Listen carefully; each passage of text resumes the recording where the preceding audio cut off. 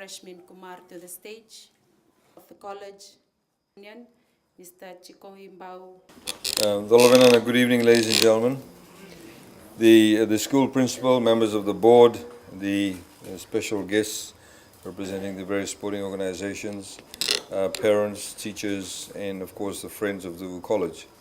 I do not intend to make a very long speech, but however, I just wanted to say that first of all, thank you very much for the invitation.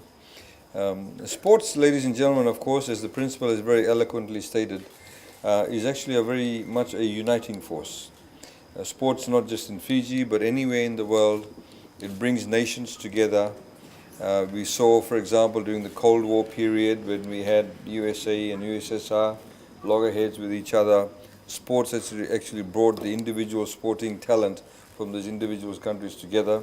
The athletes get together. Similarly, of course, in Fiji, we have a school like Cuvu College playing, schools like RKS, schools from Levuka playing RKS. We have schools from Ba playing football or soccer. And it brings these individuals from different parts of Fiji together. It creates a particular level of camaraderie, a particular level of getting to know each other from different parts of Fiji, which is very, very important. Similarly, of course, the students who actually do play sports who played sports for Cuvu College, whether it's rugby, whether it's football, it's brought the families together, the parents together. They may not necessarily interact with each other on a daily basis, but because your children or your relatives are playing these particular sports, it's united you and it's made you focus on Cuvu College itself, which of course is very much a wonderful thing for us to be able to engender. So today you are all gathered here to celebrate that, to celebrate the achievement that Cuvu College has made. Cuvu College may not necessarily have access to all the wonderful equipment that perhaps other schools have, but of course you've got the sand dunes, which nobody else has. And you've got many other, you've got a great community spirit, as has been. I mean, I'm also from Singatoka, but not from this end, but of the town end place. Singatoka generally, or Nanranga generally, has always had this sort of team spirit, in particular for rugby and also in football. I remember the heydays of football when people like Abraham Watkins and the others, the Hicks brothers used to play. I mean, they were all very different days too, of course. And of course, similarly in rugby, I remember watching rugby as a young child at Lawanga Park when they had the rope around the field. So when the rugby players would go out of touch, they would actually fall at your feet. And that's how basic the amenities were then. Of course, it's changed now. Government, ladies and gentlemen, as you know, recognizes sports as a great, not just a uniting force and bringing people together, but it's also now, of course, professionally, sports brings income. There are many people, for example, in particular in rugby we have seen, can I take this off please? In rugby we have seen people earning large amounts of money playing in France and various other places. And it's a great sense of professionalism that's crept into the particular sport. It's a means of living for people. It's a means of making a career and actually fending for your family too. On the other hand, of course, government believes that by providing that and getting people to play sports, we are able to also create healthier Fijians. Today we have one of the highest rates of diabetes in the world. So hopefully some of you parents, because your children have been playing, maybe you've sort of run over to give them water, maybe that's been your exercise for the day. And hopefully it's reduced your sugar levels too. But we need to be very cognizant about this. So a few years ago, government actually zero-rated duty on all sporting equipment. We've reduced duty, for example, on drinks, various things like energy bars, equipment, sporting equipment. We've zero-rated duty in many of these equipments, just to make sporting a lot more accessible to everybody. The last time I think I was here also when we had the street lights being inaugurated in the stretch of Cuvu. These things all combine, ladies and gentlemen, to actually to help us create a better society. I'd like to also encourage make a note of what the MC said, that sports participation in sports does not only mean to the neglect of the educational side of being a student. We need to do both. Generally in Fiji, it's always been this idea that if you're playing sports, that means you're not doing well in the classroom.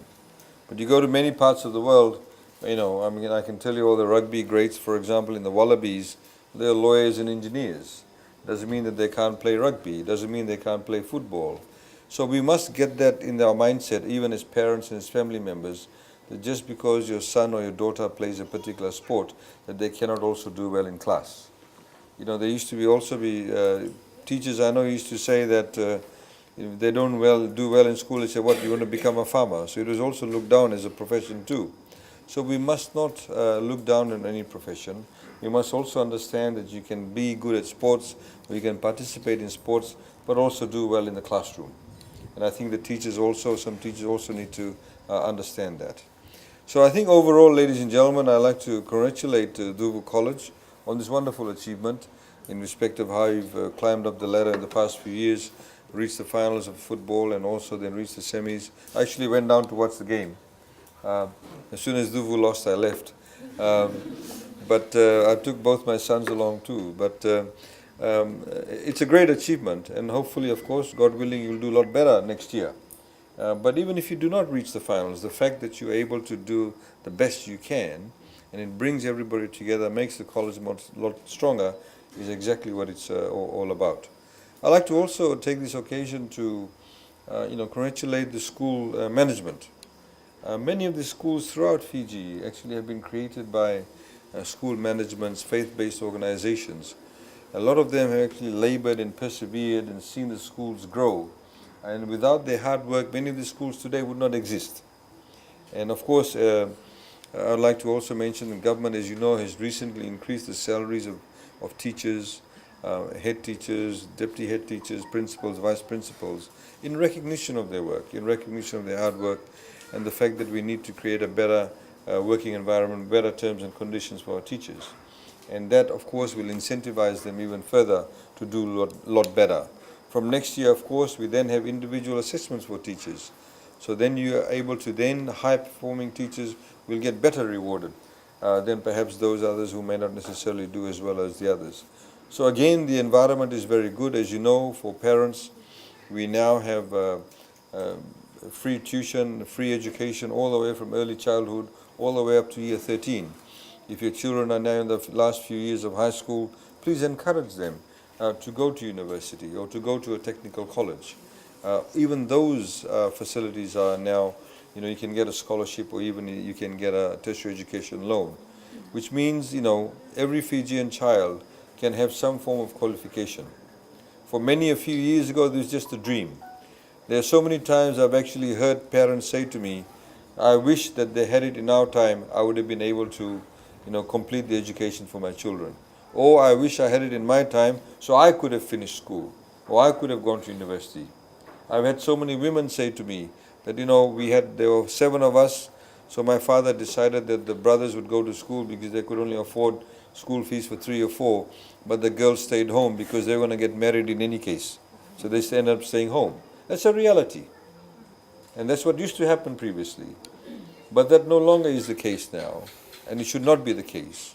So I encourage all of us to have that learning environment to be able to ensure that all our young Fijians actually do get educated. 69.4% of the entire Fijian population is below the age of 40. So those of you, including myself, who are above the age of 40, we are in the minority. The people below the age of 40 are in the majority.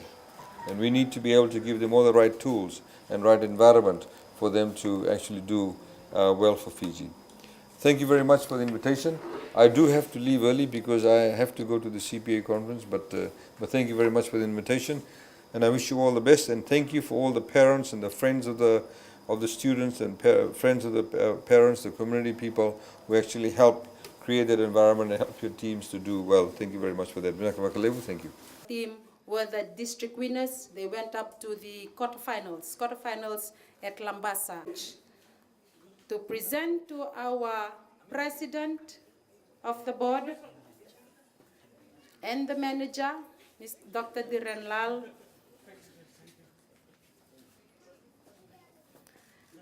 I need not mention again that the historical achievement of our under-18 rugby team.